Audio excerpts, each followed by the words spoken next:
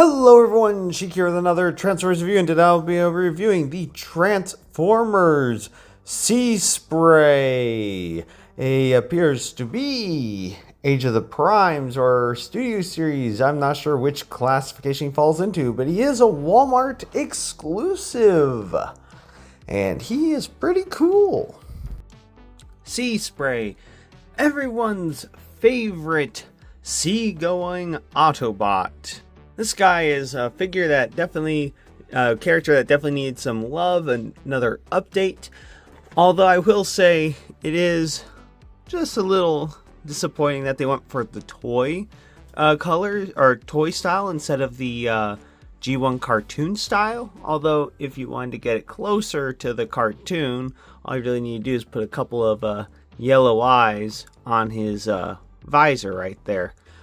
Even so, he is still excellently done. I love this mold, and I have a feeling all of us that got suckered into buying the toy deco are probably eventually going to be buying the toon deco if they end up releasing or making that one.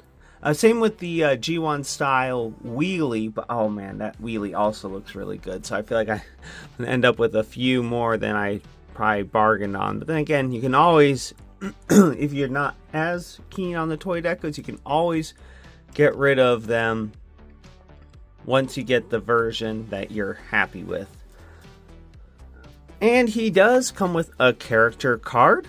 Autobot Seaspray. Function: naval defense. Be unyielding as the ocean waves, and your enemies shall fall. Displays a zest for his job unmatched by fellow Autobots. Loves the ocean and its creatures. Loves the thrill of naval battle. Which, unfortunately for him, well, they almost never have any conflicts at sea. So he's usually left behind, I imagine. Also, I think a couple episodes that did have to do with the sea was before I think the character was even introduced, so he missed out on those. Strength 3, intelligence 8, speed 6, and firepower 6. So he's about a moderate bot, but considering he's a mini bot, I guess that's actually pretty good. I guess get a more look at the detail, but like that face, even though it's not toon accurate, especially with the vents on the faceplate, still looks really cool. I do like the painted in detail right there. That just looks so nice. Painted / molded in detail, which is like really cool. I like how all this collapses up. So he still gets the kind of big chonky feet, but they're not as big and chonky as they would be if you didn't have the collapsing of the feet like that for robot mode. Transformation is pretty nifty. I do like that. And I also like how this big old cavity is covered up by this panel. Articulation: the head is on a ball joint. It is kind of hard to get in there because of the fan blades, but he can go up and down a little bit. It has a little bit of wibbly wobbly, and the head can do a full 360. Arms can go out that far, but it is a little stiff right in this spot. They are pinned in, like a lot of the things on this guy are pinned in, but you can go a full 360 that way. Bicep rotation, but more realistically elbow rotation, but it's not that big of a deal. Over 90 bend at the elbow. No wrist rotation, although the hands do rock up and down. Waist rotation, although it sits a little bit back, but then again, you could just say that's his gut hanging out or something. Legs go forward that far, back that far. You can do the full splits. Thigh rotation, just over 90 bend at the knee, and just a little bit of ankle tiltage. So that's pretty much it for his robot mode. But before we get on to transformation, we should bring in some others for comparison. So here we have, I do believe it is the Titans Returns version of Seaspray. I could swear I have his gun, but I don't know where it's at, but it would go right here on his chest, and then he can hold it right there, but it's essentially that part is made into like a gun. I didn't realize how small he was, or how big he was, until I saw them side by side. I was like, oh yeah, there's definitely a size discrepancy there. And I see maybe he was more cartoon accurate. Turns out, not really. Except this is actual, I do believe those are actual, nope, okay, so good thing that was painted on, but some of the Titans Return stuff was stickers instead of paint. And then one thing that he has that I like a little bit more than what he has is he does have in Cybertronian the name of his girlfriend from that one episode of that alien race that could transform themselves by going through this pool of something, rather. And then she turned into a transformer that turned into Canoe, which would be an awesome third-party figure to see.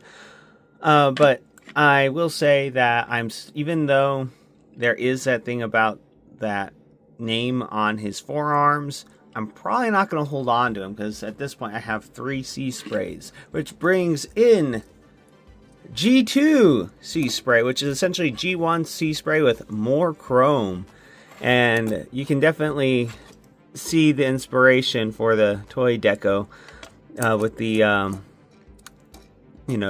not sure if for Toon Model, I think he had black propellers even in the cartoon, but I'm not 100% certain on that. But I am definitely not giving up this guy. Okay, so I think it's about that time.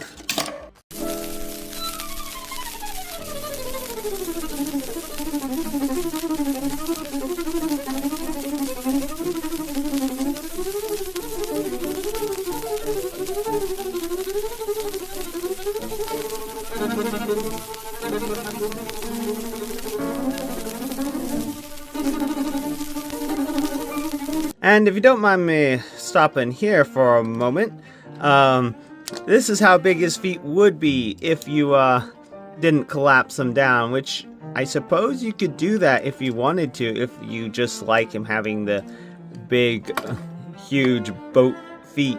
You could do that, and you still get the ankle tiltage, so that is something you could do if you wanted to do it.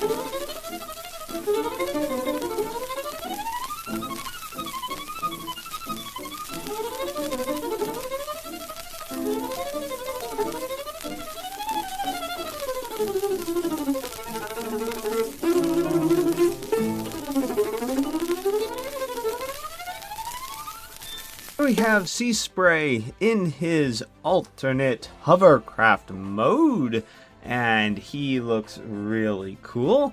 I love the Autobot emblem right there on the top, like just how that is uncovered when you transform him. It's not visible in robot mode. It's just so cool. And then also his head is kind of in the back, so it isn't quite visible head syndrome, but it's, well, I guess technically it is visible head syndrome, but it's not the worst I've seen, but it's also not the greatest at being hidden as well. But I will say this does hold together fairly well. For whatever reason though, this side panel was popped off a couple times. And also, I thought I had him memorized for transformation. I had to reference the instructions just to make sure I was doing it right, because I had a couple things out of order. There is just a little bit of discrepancy between the G1 toy and this toy style Seaspray. Like it appears that this right in the back is a little bit lower on this version. Obviously there's more detail on the new one. Like these windows are actually solid, whereas they're just open holes on the original. And then also the floats in the back don't reach all the way in the back for the hovercraft mode, which I suppose is not the end of the world. It could look a little better, but it's not too bad.